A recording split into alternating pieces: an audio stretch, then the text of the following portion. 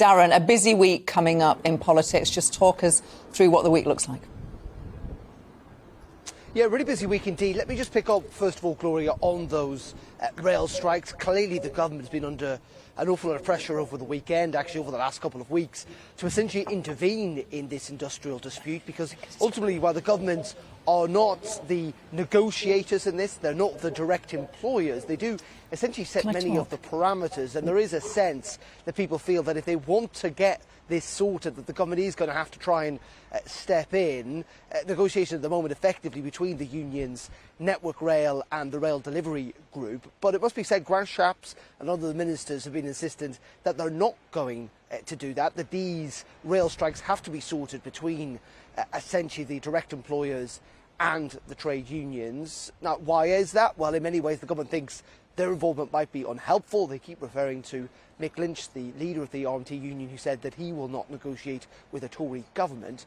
But also, and there is a thought process about this from the opposition and others, that actually these rail strikes for the government are a battle that they're willing to have. It is a kind of a clash, if you like, between a government that wants to see pay constraints in the weeks and months, and maybe even to a degree the years to come, as inflation hits 10, 11, maybe 12%, and that ultimately they think that these strikes will prove unpopular with the public. But my word, are they going to be disruptive? You bet they are. And they come at a time, of course, in which transport right across the country seems to be in chaos. It's not just the trains.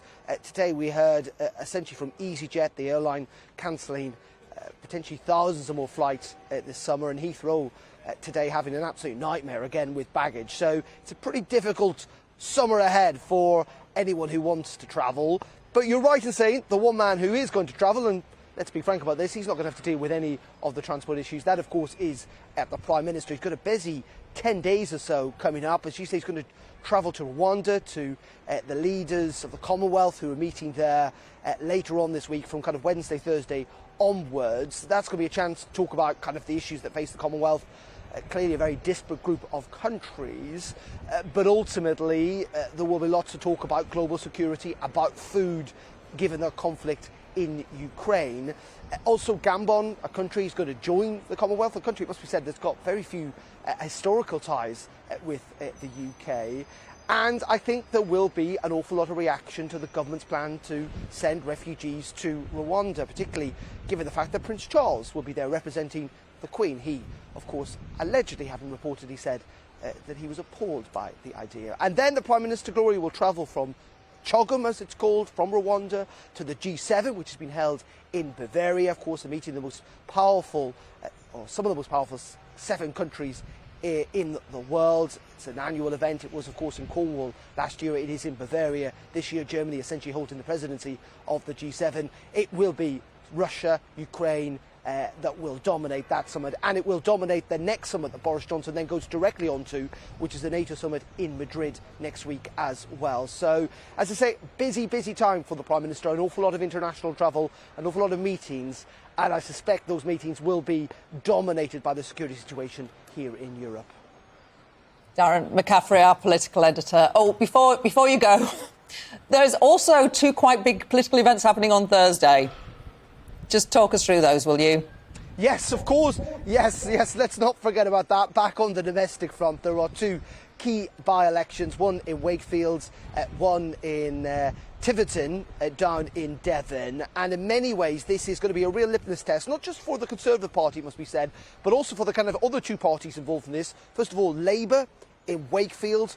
I mean, Wakefield was a Labour seat for over decades and decades and decades. It only turned and switched to the Conservative Party in 2019. The expectation is Labour are going to win that seat back. I think the test for Keir Starmer is just how much they win it back by, how many people switch back to the Labour Party, because frankly it needs to be substantial numbers if Keir Starmer can make an argument that Labour are winning back many of those former so-called Red Wall voters in that part of the country, if Labour are going to succeed at the next election.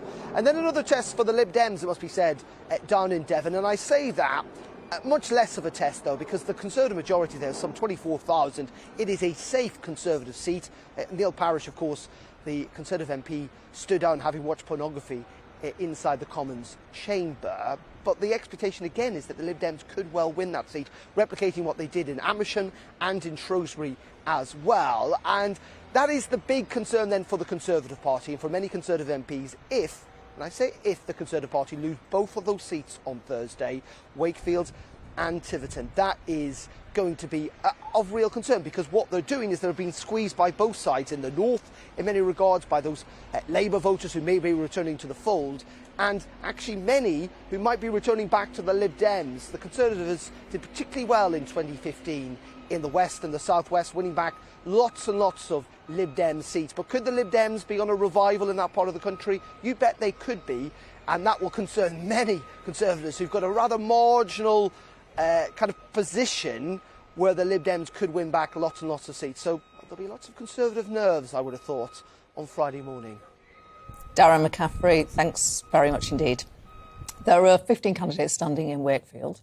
They are Sir Archibald Stanton, Earl Eaton from the official Monster Raving Loony Party, Nadeem Ahmed for the Conservatives, Afek Akbar, who's independent, Paul Bickerdike from the Christian People's Alliance, Mick Dodgson of the Freedom Alliance, Jada Franson, an independent, Jordan Gaskell for the UK Independence Party, David Hurdson of the Yorkshire Party, Therese Hurst from the English Democrats, Christopher Jones, the Northern Independence Party, Simon Lightwood for Labour, Jamie Needle from the Liberal Democrats, Ash Routh of the Green Party, Ashley Simon from Britain First, and Chris Walsh from Reform UK. There are 8 candidates standing in the Tiverton and Honiton by-election. They are Jordan Donoghue-Morgan for the Heritage Party, Andy Fawn for Reform UK, Richard Ford for the Liberal Democrats, Helen Herford for the Conservatives, Liz Pohl for Labour, Frankie Ruffalo for the For Britain movement, Ben Walker for UKIP, and Jill Westcott for the Green Party.